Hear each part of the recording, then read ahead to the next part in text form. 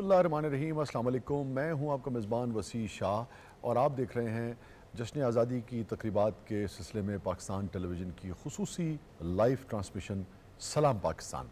आप जानते हैं कि 9 से 10 बजे तक लाइव ये ट्रांसमिशन आपकी खिदमत में पेश की जाती है और आज भी हमें बहुत ही खूबसूरत, शानदार और बेहतरीन और एनर्जेटिक और अक्ल व दानिश से भरपूर जो मेहमान हैं उन्होंने हमें ज्वाइन किया है। हमारे साथ मौजूद हैं, किसी तारुफ़ के मोहताज नहीं हैं। पूरे पाकिस्तान में, पूरी दुनिया में उर्दू की और पाकिस्तान की पहचान है। मोहतरम अमजद इस्लाम। अमजद साहब, sir welcome to the show Amjad भाई। और अब अगर मैं यानी कि जितने तमगे, जितने सितारे आपके सीने पर सजे वो बयान करना शुरू करूँगा, वारिस से लेके और मुख्तलिफ यानी कि अहम ओहदों के आप सरबराह रहे, तो आपको पता है कि आधा घंटा इसी में गुजर जाएगा और फिर बेशतर कौम चूँकि आगाह है। बहुत बहुत शुक्रिया आपकी तशरीफ़ आवरी का। और डॉक्टर महबूब हुसैन साहब तशरीफ़ फरमा है। Welcome to the show doctor साहब। आप रिसर्च स्कॉलर हैं, चेयरमैन हैं शोबे तारीख़ पंजाब यूनिवर्सिटी में। Welcome to the show. तो आपसे तो बहुत ही अहम यानी कि गुफ्तगू रहेगी, चूँकि तारीख़ और तारीख़ को जानना, पाकिस्तान की तारीख़ को जानना, पाकिस्तान की जो मेकिंग है, जो बनने का अमल है, उसका जानना हमें बहुत ज़रूरी है। चूँकि जितना हम जानेंगे उतनी हमारी जो अगली राह है जो वो उसी से मुतय्यन होगी कि उस तारीख़ में हमारे आबा व अजदाद के क्या नज़रिया था, क्या फ़िक्र थी इस नज़रियाती तौर पे इस मुमलिकत की तख्लीक के सिलसिले में। तो बहुत ही अहम गुफ्तगू आपसे रहेगी और किसी तारुफ़ के मोहताज नहीं है। मेरे दोस्त हैं, बहुत ही शानदार गाते हैं। जितना मीठा इनका सुर है उतनी ही मीठी इनकी शख्सियत है और जितनी मीठी इनकी शख्सियत है उतना ही रचाव वाला, उतने ही स्वभाव वाला इनका सुर है। अली अब्बास अगेन किसी तारुफ़ के मोहताज नहीं। Welcome to the show Ali. शुक्रिया, थैंक यू। अली अगर ना भी गा रहे हों तो सिर्फ इनको देखने से ही इनकी चूँकि शख्सियत में एक ऐसी मलाहत है कि आपको एक ठंडक का एहसास होता है और वही बात अली के सुर में भी है। अमजद भाई, अब आप हैं और नाजरीन हैं, आपसे तो सवाल भी करने की ज़रूरत नहीं है, क्योंकि मैं चाहूँगा कि जो बात आप अहम समझते हैं इस मौके पर कि कौम तक, यूथ तक जानी चाहिए, हुक्मरानों तक जानी चाहिए, सब तक जानी चाहिए, वो आप बयान फरमाइए। देखिए, बात ये है कि जैसे हम अपनी इनफरादी ज़िंदगी को देखते हैं तो हमें ये महसूस होता है कि एक ज़माना था बचपन में जब हम बहुत ख्वाब देखते थे, आइडलाइज़ करते थे, फैंटेसाइज़ करते थे चीज़ों को, और फिर जो हम बड़े होते जाते हैं कहीं बाज़ जगहों पे हमें फ्रस्ट्रेशन जो है वो घेर लेती है, बाज़ जगहों पे वो जो फुलफ़िल नहीं होती हमारी डिज़ायर्स उनका दुख घेर लेता है, बाज़ जगहों पे जो इर्द गिर्द की तनकीद होती है, वो जो पुराना शेर है ना, कुछ तो होते हैं मोहब्बत में जुनून के आसार और कुछ लोग भी दीवाना बना देते हैं, तो वो भी हम देखते हैं। इसी तरह मैं समझता हूँ कि जो मुल्क हैं, कौमें जो हैं, वो भी इसी प्रोसेस में आगे, मिलते जुलते प्रोसेस से आगे बढ़ती हैं कि हम बहुत से ख्वाब देखकर एक सफ़र की इब्तिदा करते हैं, लेकिन उस सफ़र के जो आइंदा आने वाले मराहल हैं वो ज़रूरी नहीं होता कि उन ख्वाबों से उस तरह से टैली करें जैसा कि हम चाहते हैं। तो अब जो ताबीर मुख्तलिफ भी हो सकती है। अब अल्लाह ने जो आपको दानिश दी है वो यही है कि आप अपने आप को उसके मुताबिक एडजस्ट करें। जैसे क्रिकेट में आप देखते हैं ना कि अगर किसी बॉलर ने बॉल में को तब्दील किया है तो आप अपने आप को उसके साथ एडजस्ट करें। तो अब दुनिया बदल रही है, बहुत तेज़ी से बदल रही है, यहाँ तक कि हम देखते हैं कि 1980 के बाद से पूरी दुनिया में ये जो इंफॉर्मेशन का एक फ़्लो के साथ इंटरेक्ट किया है दुनिया ने, इससे भी बहुत सारी नई चीज़ें ऐसी आ गई हैं जो पहले लोगों के आम इल्म में, मालूमात में नहीं होती थी। तो ये इन सारी चीज़ों की वजह से अपेरेंटली लगता है कि कुछ चीज़ों में गुंजल सी पड़ गई है, कुछ झमघटा सा हो गया है, जिससे आदमी परेशान हो जाता है कि यार 74 साल हो गए हैं, 74 साल में हमने तो कुछ भी नहीं किया। अपेरेंटली ऐसे लगता है, लेकिन ज़रूरत इस अमर की है, इसे देखें कि जो हमारी जो चार्ट शीट जिसको कहना चाहिए, या हमारा जो मीज़ानिया है, उस मीज़ानिया में 2 खाने होते हैं, एक क्रेडिट का है, एक डेबिट का है। तो कुछ काम जो हैं हमने डेफिनेटली किए हैं, बहुत सारे अच्छे काम जो हैं वो हमने किए हैं, कुछ काम रह गए हैं और कुछ आइंदा आने वाले चैलेंज हमारे सामने हैं। ठीक है। तो اب یہ وقت ہے جس موڑ پہ آج ہم بیٹھے ہیں، اب ضرورت یہ ہے کہ ہم تینوں چیزوں کو ایک ساتھ بیٹھ کے دیکھیں، ماضی پر بھی نظر دوڑائیں، اپنے حال کو بھی دیکھیں، اور یہ بھی دیکھیں کہ آئندہ اب ہمیں اپنے اس ملک کو اور اس معاشرے کو کس طرف اور کس طرح لے سے کر لے چلنا جانا ہے۔ میں جب واپس آؤں گا تو میں آپ سے جاننے کی کوشش کروں گا کہ جو اگلا مرحلہ ہے جی کہ جس میں ہم اپنے خوابوں کی تعبیر کو زیادہ سے زیادہ خوبصورت بنا سکیں اور اس تعبیر کو ان خوابوں کے زیادہ سے زیادہ نزدیک رکھ سکیں، اور اگر اس میں کوئی تبدیلی بھی وقت کی وجہ سے آتی ہے تب بھی اس کو ہم کم از کم خوبصورت اور پورا خوشحال تو بنا سکیں۔ اس کے لیے ہمیں کیا کرنے کی آگے ضرورت ہے؟ ڈاکٹر صاحب میں چاہوں گا کہ یہ فرمائیے کہ ایک تو وہ تاریخ ہے جو ہم نے سب نے طالب علموں نے بھی پڑھی ہے درسی کتب میں، اور پھر اس سے ہٹ کے جب ہم نے کیا اسے کہیں گے غیر جانبدار یعنی کہ تاریخ کہہ لیجئے یا بالکل ہی جسے امپارشل آپ کہہ لیجئے، اس کو ہم نے دیکھنا شروع کیا، وہ بھی ہم جیسے طالب علموں نے وہ بھی دیکھی ہے۔ مگر اس سارے اس میں اگر آپ کے پاس وقت ہو کہ بھئی 3 منٹ ہے گفتگو کے، اس ساری تاریخ کا جو پاکستان کی میکنگ کی تاریخ ہے، خاص طور پہ اگر آپ 1857 کے بعد سے آپ آئیں، جو یعنی کہ جس کو انگریز میوٹنی کہتا ہے، ہم جسے جنگ آزادی کہتے ہیں، اس کے بعد سے 1947 تک کا جو وہ ہے، اس میں کون سی آپ سمجھتے ہیں کہ تاریخ کا ایسا گوشہ ہے جو ہم نے مس کیا ہے اور ہمارے نسلوں کو پتہ ہونا چاہیے، یا یہ کہ ہم نے مس نہیں بھی کیا مگر یہ ہے کہ ہمیں اس کو بار بار دہرانے کی ضرورت ہے؟ بہت شکریہ جی۔ ابھی امجد صاحب خواب کا ذکر کر رہے تھے، تو ہندوستان کے مسلمانوں یا جنوبی ایشیا کے مسلمانوں نے بھی ایک آزادی کا خواب دیکھا تھا۔ آپ نے 1857 کی جنگ آزادی کا ذکر کیا، تو ظاہر ہے کہ اس جنگ آزادی کے پیچھے بھی خواب تھا۔ وہ خواب یہ تھا کہ ہم آزاد ہوں، اس لیے آزاد ہوں کہ جس طرح کے حالات کر دیے گئے تھے وہاں کے جو مسلمان، نہ صرف مسلمان بلکہ ساری قومیتیں اس وقت، تو سب نے مل کر، اس لیے ہم اس کو جنگ کہتے ہیں، ہم میوٹنی نہیں کہتے، میوٹنی وہ کہتے ہیں۔ غیر جانبداری کا آپ نے ذکر کیا، تو جب یہ کلونین ہسٹری کا پریشر ہم سے ہٹا، ہم نے جب اپنی تاریخ خود لکھنا شروع کی تو ہم نے اس کو آزادی کہا، ایک آزادی کی جنگ تھی۔ دیکھیں آپ نے کہا کہ 3 منٹ میں 1857 کی جنگ آزادی سے 1947 تک، تو یہ ایک بہت لمبی داستان ہے، لیکن میں کوشش کرتا ہوں پہلی بات تو سر سید سے ہم شروع کریں گے۔ دیکھیں سر سید نے اپنی تحریک کا آغاز 3 نقطوں پر رکھا تھا۔ سب سے پہلے کہ آپ الوفنس فرام پالیٹکس، اپنا سیاست سے تھوڑا پیچھے ہٹ جائیں، کنارہ کشی کر لیں۔ دوسرا ان کا نقطہ تھا ڈیووشن ٹو ایجوکیشن، تعلیم کی طرف اپنے آپ کو فوکس کریں۔ اور تیسرا ان کا نقطہ تھا کہ لائلٹی ٹو دی برٹشرز، کہ انگریزوں سے تھوڑا سا مل کر چلیں، گراؤنڈ ریئلٹیز کو سمجھیں، اب آپ کے یہاں حالات بدل گئے ہیں تو ان کے ساتھ کوآپریشن کر کے چلیں۔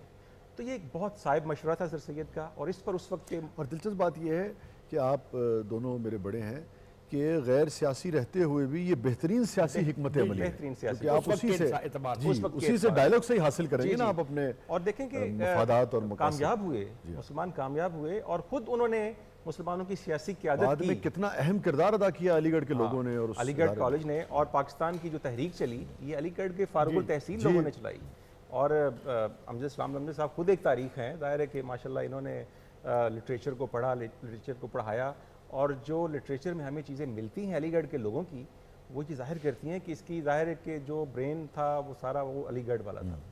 اور آپ دیکھیں کہ بعد میں مسلم لیگ کی قیادت جن لوگوں نے سنبھالی، وقار الملک، موصل الملک، یہ سارے وہ لوگ تھے جو علی گڑھ سے فارغ التحصیل۔ پھر خود قائد نے جب کہا کہ میرا ہراول دستہ ہے میری تحریک کا، تو اس میں بھی وہ تو آپ کو یاد ہی ہوگا کہ وہ جب وہ علی گڑھ آپ تشریف لے گئے تو نوجوانوں نے یعنی کہ وہ گھوڑے ہٹا دیے اور اپنے کاندھے پر ان کی بگی کو رکھی اور پھر لے کے گئے۔ علی گڑھ کا آپ نے ذکر کیا، جب قائد وہاں تشریف لے گئے تو جب قائد وہاں گئے تو علی گڑھ کالج کے جو پرنسپل تھے انہوں نے کہا کہ مجھے آپ سے ایک نسبت ہے، وہ نسبت یہ ہے کہ میں تاریخ کا استاد ہوں لیکن آپ تاریخ خود بنا رہے ہیں، تو میں پڑھاتا ہوں آپ بنا رہے ہیں تاریخ۔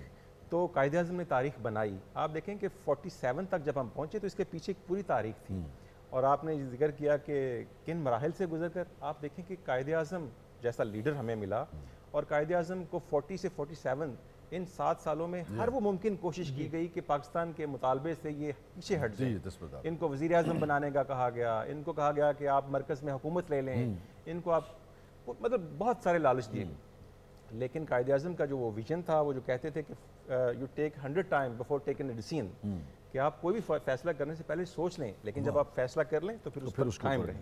تو یہی انہوں نے کیا کہ 40 میں جب انہوں نے یہ طے کر دیا کہ ہمارا جو منزل ہے، ہماری جو منزل ہے، ٹارگٹ ہے، مطمع نظر ہے، وہ آزادی کا حصول ہے۔ اور 40 سے 47 تک کے واقعات کو آپ دیکھیں کہ قائد اعظم پھر ایک ڈرائیونگ سیٹ پر آ گئے، اور انہوں نے ہندوستان کی پوری پالیٹکس کو وہاں پر ایک طرف انگریز تھے جن کے پاس وسائل تھے, وہ ماسٹر تھا یہاں کا, ان کے پاس حکمرانی تھی, دوسری طرف ہندو تھے, لیکن ہندوؤں اور کانگریس اور اسی طرح قوم پرست مسلمان بھی تھے. یہ سہ فریق کی لڑائی مولانا آزاد وغیرہ تھے وہ سارے لوگ. سہ فریق کی لڑائی لڑی اور ان سب کو آپ نے کاؤنٹر کیا اپنے آرگومنٹ کے ساتھ, اپنے ویژن کے ساتھ, اپنی کمٹمنٹ کے ساتھ, اپنے نظریے کے ساتھ, اور ہم نے یہ منزل حاصل کر لی. ٹھیک. علی یہ بتائیے کہ آج کیا سنائیں گے آپ؟ ایک نیا کلام ہے جس کو اختر شمار صاحب نے لکھا ہے. ارے واہ. اور کمپوزیشن مجاہد حسین صاحب نے. مجاہد صاحب کی. جی. ناظرین اسٹے ود اس, کہیں نہیں جائیے گا, چھوٹے سے وقفے کے بعد واپس آتے ہیں. ہمارے ساتھ موجود ہیں امجد اسلام امجد صاحب, محترم محبوب صاحب اور علی عباس. آپ دیکھ رہے ہیں سلام پاکستان.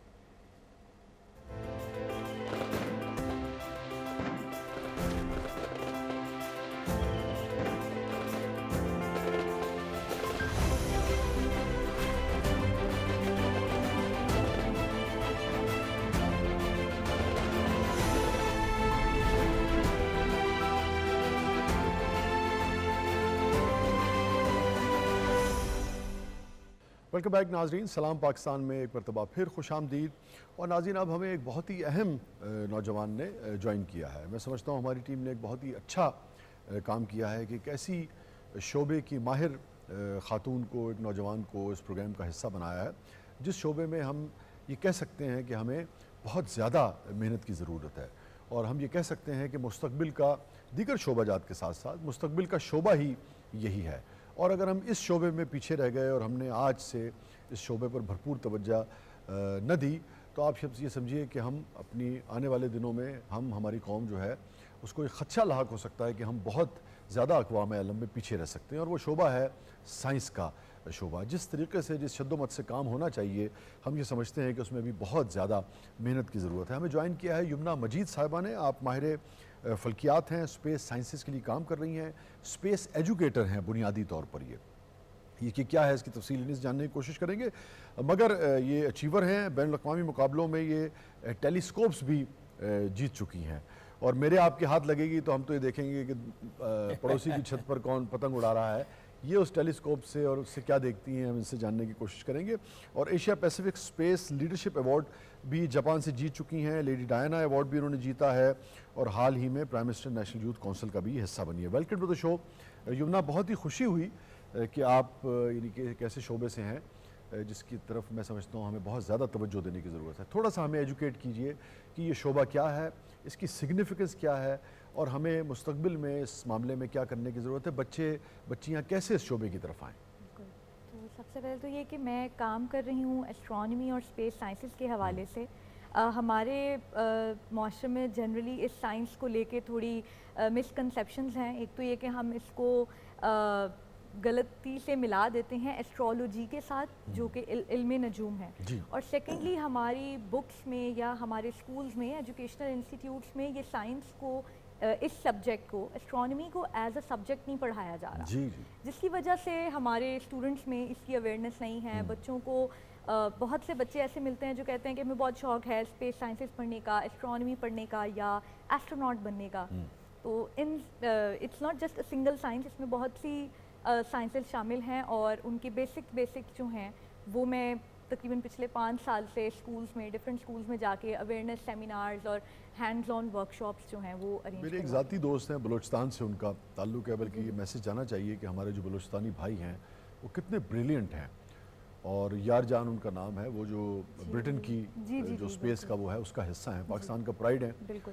تو اس طرح کی کتنے اور نوجوان ہیں جو خاص طور پہ جو ناسا ہے یا دیگر جو ادارے ہیں وہاں پہ کام کر رہے ہیں. اس میں میں ایک بات کا اضافہ کرتا چلوں, بچی ہماری بتائیں گی کہ پوری انسانی ہسٹری میں جو سب سے پہلے آبزرویٹریز بنی تھیں اسپیس کے بارے میں دیکھنے پہ, وہ 11ویں 12ویں 13ویں صدی میں مسلمانوں نے ہی بنائی تھیں. اور اب ہم شاید دنیا میں بہت پیچھے رہ گئے ہیں. یہ بچی زیادہ بہتر بتا سکیں. بالکل سر نے بالکل ٹھیک بات کہی ہے کہ جو سٹارٹ کیا تھا وہ مسلم سائنٹسٹ نے اس چیز کو سٹارٹ کیا تھا, لیکن آہستہ آہستہ میں بھی پرائیورٹیز جو ہیں ہمارے ملک کی بدلتی رہیں. لیکن میں یہ چیز ضرور ایڈ کرنا چاہوں گی کہ جس طرح اس شو کا آغاز جو بات سے ہوا تھا وہ خوابوں کی تعبیر سے ہوا تھا, اور میرے سارے کام کا مقصد بھی یہی تھا کہ میرا بھی ایک خواب تھا جسے میں گیو اپ نہیں کر سکتی تھی کہ مجھے ایسٹروناٹ بننا ہے. لیکن جب میں نے اپنے ارد گرد دیکھا تو یہ سبجیکٹ ہمارے ہاں نہیں پڑھایا جا رہا تھا.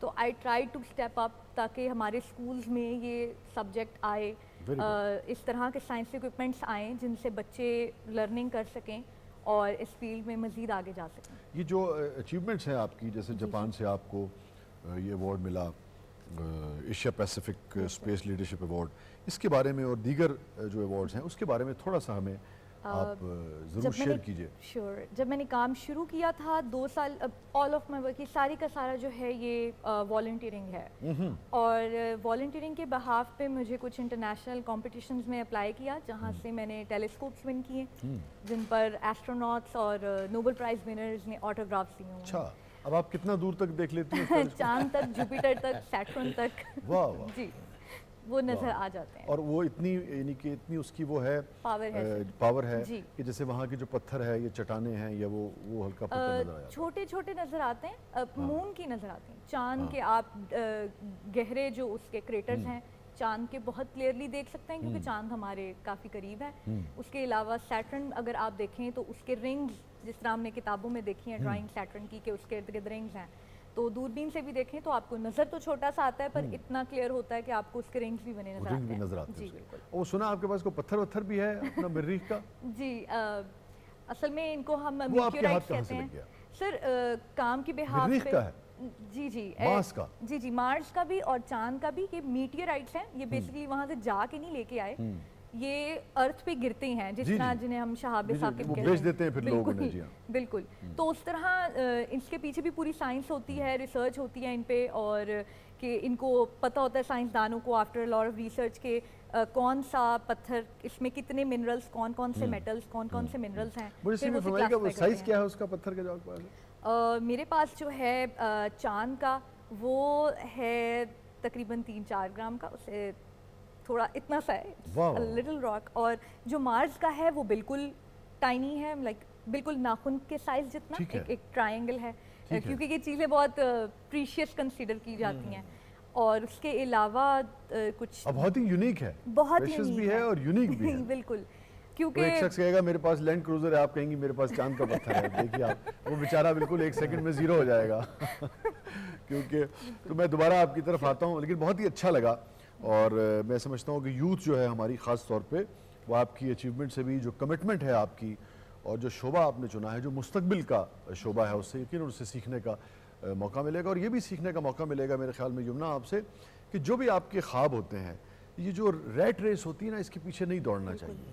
جو آپ کے اندر سے جو چیز برآمد ہوتی ہے اس کو آپ کو یعنی کہ فالو کرنا چاہیے, اپنے ڈریمز کو فالو کرنا چاہیے.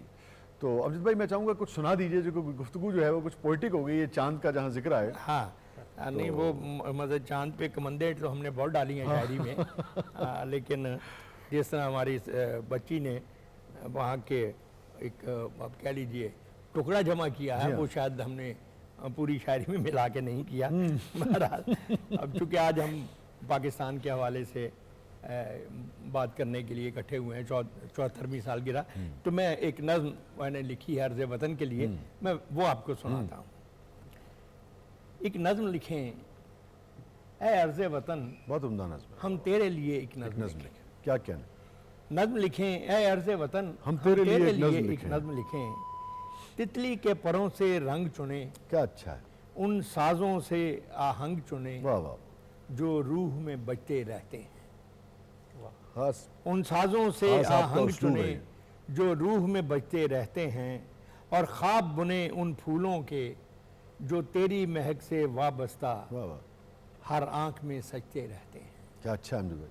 اور خواب بنے ان پھولوں کے جو تیری مہک سے وابستہ ہر آنکھ میں سجتے رہتے ہیں. ہر عکس ہو جس میں لاسانی, ہم ایسا ایک ارجنگ چنیں. ہر عکس ہو جس میں لاسانی, ہم ایسا ایک ارجنگ چنیں. تتلی کے پروں سے رنگ چنیں اور نظم لکھیں. وہ نظم کہ جس کے حرفوں سا ایک حرف کسی ابجد میں نہیں. وہ نظم کہ جس کے حرفوں سا ایک حرف کسی ابجد میں نہیں. وہ رنگ اتاریں لفظوں میں جو قوس قزح کی زد میں نہیں. کیا کہنا. وہ رنگ اتاریں لفظوں میں جو قوس قضا کی زد میں نہیں، اور جس کی ہر ایک سطر میں خوشبو ایسے لہریں لیتی ہو جو وہم و گمان کی حد میں نہیں۔ واہ واہ واہ، اور جس کی ہر ایک سطر میں جو وہم و ایسے گمان کی حد میں نہیں، لہریں لیتی ہو جو وہم و گمان اور کی حد جب یہ سب انہونی باتیں، اندیکھی انچھوئی چیزیں ایک دوجے میں مل جائیں تو نظم۔ نظم کیا کہنے، کیا کہنے اور جب یہ سب انہونی باتیں، اندیکھی انچھوئی چیزیں ایک دوجے میں مل جائیں تو نظم بنے۔ اے عرض وطن وہ نظم بنے جو اپنی بنت میں کامل ہو، جو تیری شان کے شایاں ہو اور میرے ہنر کا حاصل ہو۔ کیا کہنے امجد بھائی، سبحان اللہ اے سبحان عرض وطن وہ نظم بنے جو اپنی بنت میں کامل ہو، جو تیری شان کے شایاں ہو اور میرے ہنر کا حاصل ہو۔ اے عرض وطن، اے عرض اماں، تو شاد رہے آباد رہے، میں تیرا تھا میں تیرا ہوں، بس اتنا تجھ کو یاد رہے۔ کیا کہنے، اے عرض اماں، اے عرض وطن، تو شاد رہے آباد رہے، میں تیرا تھا میں تیرا ہوں، بس اتنا تجھ کو یاد رہے۔ اس کشت ہنر میں جو کچھ ہے کب میرا ہے، سب تجھ سے ہے سب تیرا ہے۔ اس کشت ہنر میں جو کچھ ہے کب میرا تھا، کب میرا ہے، سب تجھ سے ہے سب تیرا ہے۔ یہ حرف و سخن یہ لوح و قلم، سب اڑتی دھول مسافت کی، کیا کہنے، سب جوگی والا پھیرا ہے۔ پھر ہے بے شک، سبحان یہ اللہ حرف و سخن یہ لوح و قلم، سب اڑتی دھول مسافت کی، سب جوگی والا پھیرا ہے۔ سب تجھ سے ہے سب تیرا ہے، سب تیرا ہے سب تیرا ہے۔ کیا کہنے، سبحان اللہ سبحان اللہ، بیوٹیفل۔ بہت محبت، وہ یہ بچی بہت چاند کا ذکر کر رہی تھی نا، تو مجھے آپ کا شعر یاد آ گیا امجد صاحب کا، چاند کے ساتھ کئی درد پرانے نکلے، کتنے غم تھے جو تیرے غم کے بہانے نکلے۔ تو امجد بھائی یہ بتائیے کہ مجھے اس شہر میں جب ہم آئے تو ہمیشہ اپنے آتے ساتھی جسے کہیے کہ دست شفقت رکھا، جس تعلق کو کم از کم بھی 25 برس سے زیادہ بیت گئے ہیں، مگر میں نے آپ کو کبھی اس وقت آپ شاید جس ایج میں ہوں یا آپ کی عمر ہوگی، اس وقت بھی میں نے کبھی آپ کو یعنی کہ تنقید تو کرتے رہے، ان ایریاز کی نشاندہی ہمیشہ ایک اسکالر کے طور پہ آپ نے کی جہاں جہاں بہتری کی گنجائش ہے، ضرورت ہے، مگر میں نے آپ کو کبھی مایوس نہیں دیکھا۔ ایک پازیٹیوٹی، ایک امید، ایک اپنا ایک وہ جو آپٹمزم جو ہے وہ ہمیشہ ہمیں نظر اس کی بنیاد کیا ہے؟ دیکھیں اس کے اتفاق یہ ہے کہ میں بی اے کے زمانے میں جب میں پڑھتا تھا تو لٹریچر کے بعد مجھے سب سے زیادہ انٹرسٹ ہسٹری سے ہی تھا۔ میں نے برٹش ہسٹری رکھی ہوئی تھی اس زمانے میں، تو تاریخ نے مجھے چیزوں کو ایک ذرا ڈیفرنٹ انداز میں دیکھنا سکھایا ہے۔ مثلا میں نے بھی غور کیا کہ ہاؤ کم کہ 1947 میں ایک ہی دن دو ملک آزاد ہوئے، ایک ملک نے بہت سارے ایوینیوز میں بہت ترقی کی، دوسرے نے نہیں کی، وائی؟ تو ایک اس کا ایموشنل جواب ہے، ایک اس کا ہسٹوریکل جواب ہے۔ دیکھیں 1885 میں کانگریس بنتی ہے ایز اے پولیٹیکل جماعت، 1906 میں مسلم لیگ بنتی ہے، یہ پولیٹیکل جماعت نہیں تھی، یہ ایک ریفارمیٹری جماعت تھی ابتدا میں، یتیم خانے بنائے، اسکول بنائے، بچوں کو پڑھائیں، یتیموں کو دیکھیں۔ یہ آگے چل کر اور آپ یہ دیکھتے ہیں کہ قائد اعظم جو ہیں وہ شروع میں کانگریس میں بھی رہے، جی بعد میں پھر مسلم لیگ گاندھی کے ساتھ رہے، گوکھلے کے ساتھ رہے، موتی لال نہرو کے ساتھ رہے، لیکن ایک وقت آیا 1928-29 میں جب انہوں نے یہ دیکھا کہ ہندو اپنی یہ جو سبقت ہے پولیٹیکل اویئرنیس کی، اس سے اب کچھ ناجائز فائدہ اٹھا کر مسلمانوں کے جو رائٹس ہیں وہ ان کو نہیں دے رہے۔ تو ہم یہ دیکھتے ہیں کہ اس زمانے میں تھوڑا سا وہ ڈیمورلائز ہو کر یا ڈپریس ہو کر انگلینڈ چلے گئے، پھر وہ واپس آتے ہیں۔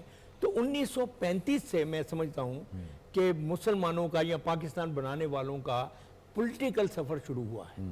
تو ایک 1885 سے شروع ہوئے تھے، ایک 1900، تو یہ جو انگریزوں کے خلاف جدوجہد تھی، مگر میں یہ کہنا چاہتا ہوں کہ یہ جو 12 سال ہیں ٹوٹل، ہمیں ٹوٹل 12 سال ملے ہیں اس پولیٹیکل اویئرنیس کے لیے، جس کی بنیاد پہ ایک ملک کھڑا ہوا اور پھر وہ چلا۔ تو ظاہر ہے کہ یہ وقت بہت کم تھا اور ہمیں سیکھنے کے لیے بہت وقت چاہیے تھا، چنانچہ ہم دیکھتے ہیں کہ وہ سیکھنے کے لیے ہمیں بہت سارا وقت لگا ہے، لیکن جو چیزیں ہسٹری کی بار کا ڈٹرمنزم ہوتا ہے، کچھ فیصلے ہوتے ہیں، ان سے لڑنا نہیں چاہیے، ایز اٹ ہے یہ ہو گیا، لیکن اب ہمیں دیکھنا ہے کہ ہم جو پیچھے جو وقت رہ گیا ہے اس کو کیسے کور اپ کریں اور پھر اپنی قوم کو کیسے آگے لے کے چلیں. تو اس حوالے سے آپ نے بالکل ٹھیک کہا کہ میں ایک آپٹیمسٹ آدمی ہوں اور آگے کی طرف دیکھتا ہوں. میں جو آپ کی بات سمجھ پایا، جو ہمیں نوجوانوں کو یعنی کہ جو سن رہے ہیں ان کو انفرادی طور پہ بھی اور بحیثیت قوم بھی ہمیں لاگو کرنی چاہیے کہ واقعے کے بعد جو بھی واقعہ ہے اس کے بعد کا جو عمل ہے اس کو آپ اپنے رویے سے، اپنی محنت سے خوبصورت بنا سکتے ہیں. اگر واقعہ کسی وجہ سے جیسا بھی ہے، اگر پازیٹیو ہے تو بھی آپ اس کو مزید بہتر بنائیں گے، نیگیٹو بھی ہے تو بھی اس پہ رونے پیٹنے پریشان ہونے کے بعد اس کو قبول کر کے اور بہتر بنائیے. اور جتنا آپ بہتر بنائیں گے تو آئندہ آپ برے واقعے کو روک بھی سکتے ہیں. تو اوور آل ایک اپروچ جو ہے وہ کیا ہے یہاں تو خیر وہ یہ بہتر بتائیں گے. جو آپ نے فرمایا دیکھیں یہ ہے کہ انالیٹیکل ہونا چاہیے، لیکن انالیسس کے بعد ہمیں چیزوں کو جو اپنا حوصلہ ہے، ہمت ہے، وہ ایڈ کر کے اس کے اندر جو پازیٹیوٹی ہے اس کو آگے لے کر جانا. بالکل ٹھیک کہہ رہے ہیں. ناظرین چھوٹے سے وقفے کے بعد واپس آتے ہیں. جب میں واپس آؤں گا تو ڈاکٹر محبوب حسین صاحب سے میں ایک بہت ہی اہم سوال کروں گا جو یمنا صاحبہ کا جو شعبہ ہے میں ان سے جاننے کی کوشش کروں گا. میں سوال یہاں پہ چھوڑے جاتا ہوں کہ قائد کے حوالے سے جب ہم یعنی کہ بایوگرافی قائد کی دیکھتے ہیں، جیسے مجھے بھی اتفاق ہوا کم از کم 2-3 اس میں، تو ہم دیکھتے ہیں کہ قائد مختلف جو شعبوں کے جو بہترین لوگ تھے، چاہے وہ مذہب کے حوالے سے لوگ تھے، چاہے وہ اکانومی کے حوالے کے لوگ تھے، جی ہاں،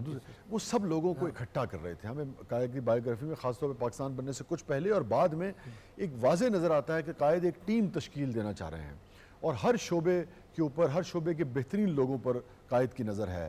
وہ چاہتے ہیں کہ بینک بھی تعمیر بنے پاکستان میں، وہ چاہتے ہیں کہ جو ایئر لائن جو ہے اس حوالے سے بھی پاکستان میں کام ہو. میں ڈاکٹر صاحب سے جاننا چاہوں گا کہ ہماری علم میں اضافہ فرمائیں کہ سائنس اور ٹیکنالوجی کے حوالے سے قائد کا کیا ویژن تھا، اور اس حوالے سے تاریخ، اگر کچھ چیزیں تاریخ کے گوشوں سے روشنی ڈال سکیں کہ قائد کیسے دیکھتے تھے، فیوچر میں اس معاملے کو کیسے دیکھتے تھے.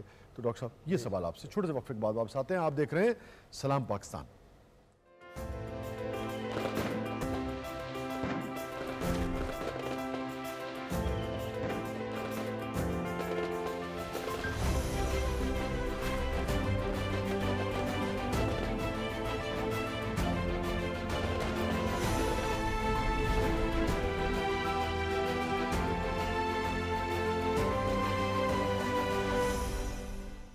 ویلکم بیک ناظرین، پروگرام میں ایک مرتبہ پھر حاضر خدمت ہیں. آپ دیکھ رہے ہیں سلام پاکستان.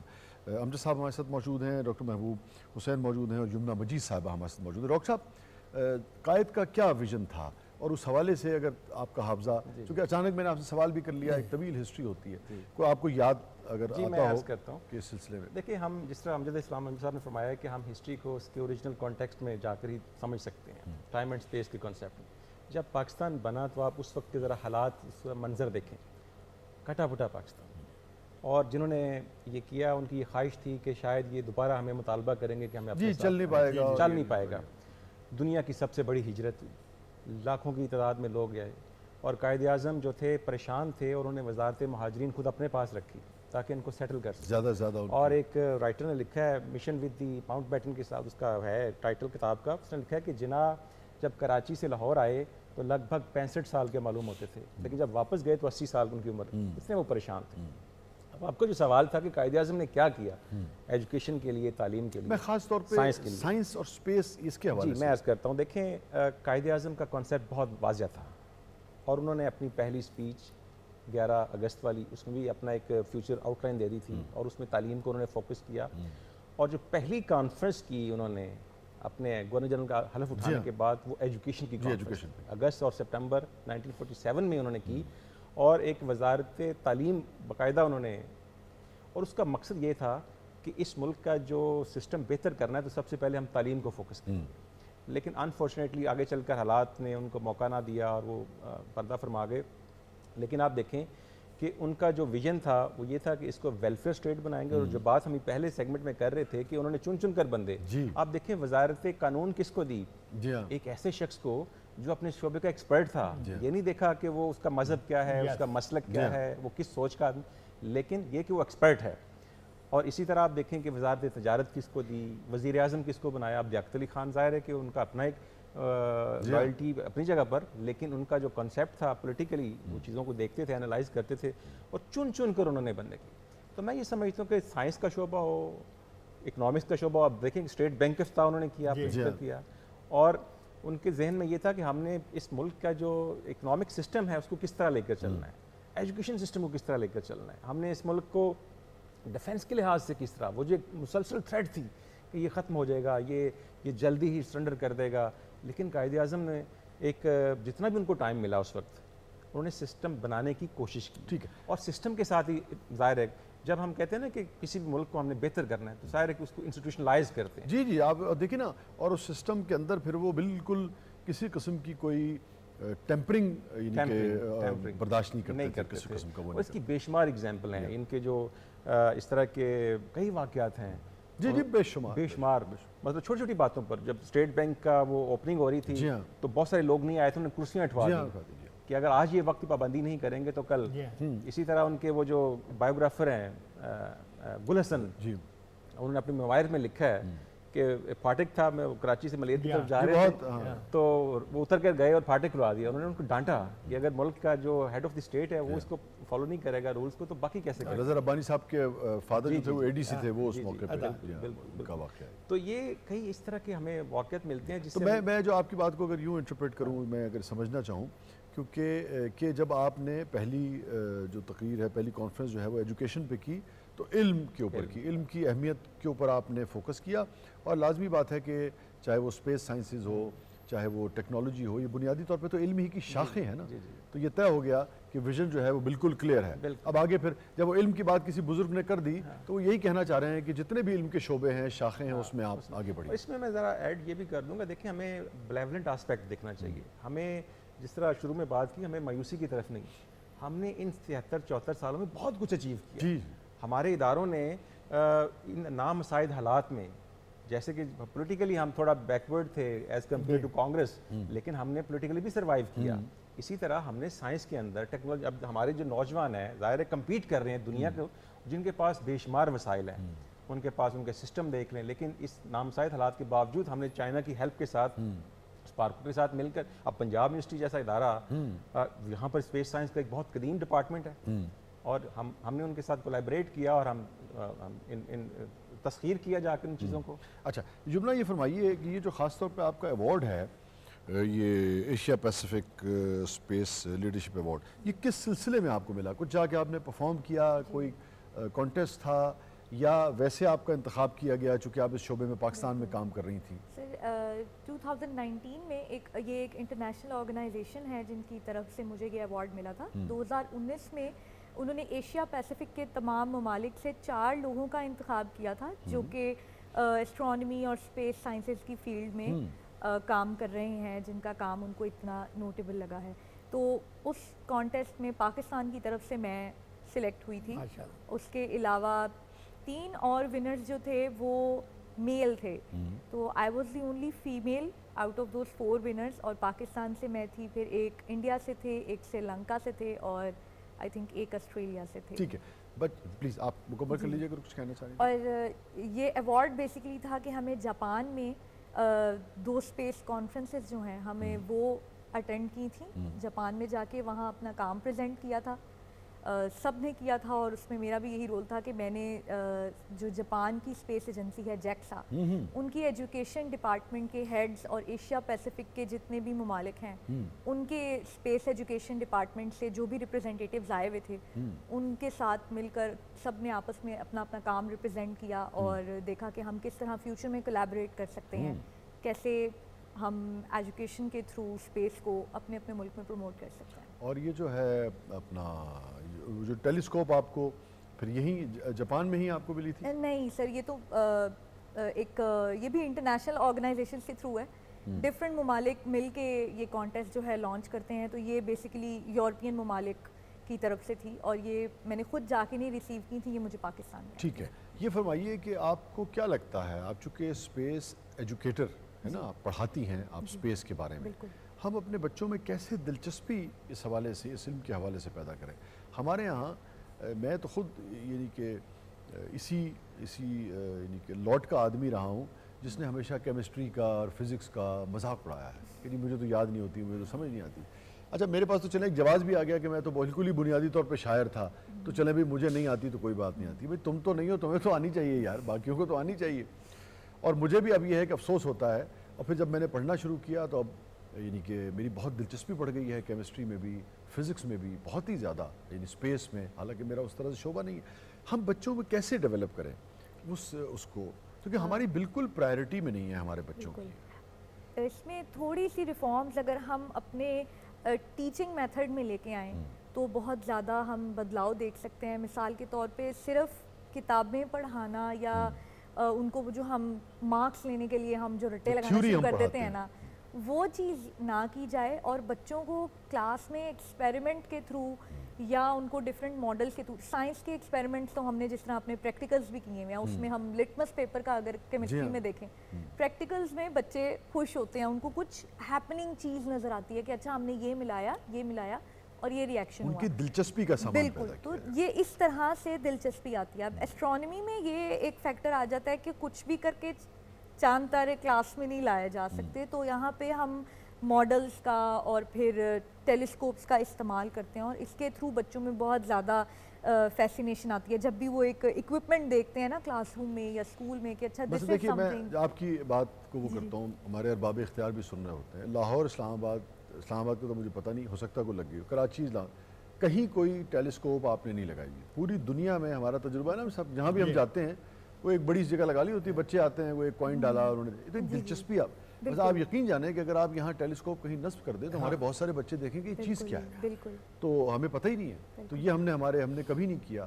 ایک چیز جو آپ فرمائی تھی, مجھے ایک چیز کا یہاں آپ جواب اور دے دیجئے کہ یہ جو اسپیس کے حوالے سے جو اس وقت ہم بات کر رہے ہیں, وہ یہ اب میرے سوال بڑا آپ سے اہم پوچھنا تھا, اور میں پوچھنا چاہ رہا ہوں, میں چھوڑوں گا نہیں اس سوال کو. اچھا میں اس دوران میں جتنی دیر میں تم یاد کرتے ہو میں یہ بتاؤں جمنا بھٹی کو کہ یہ جو اسپیس سائنٹسٹ ہیں نا, ان کا لٹریچر کے ساتھ یہ بڑا گہرا تعلق رہا ہے.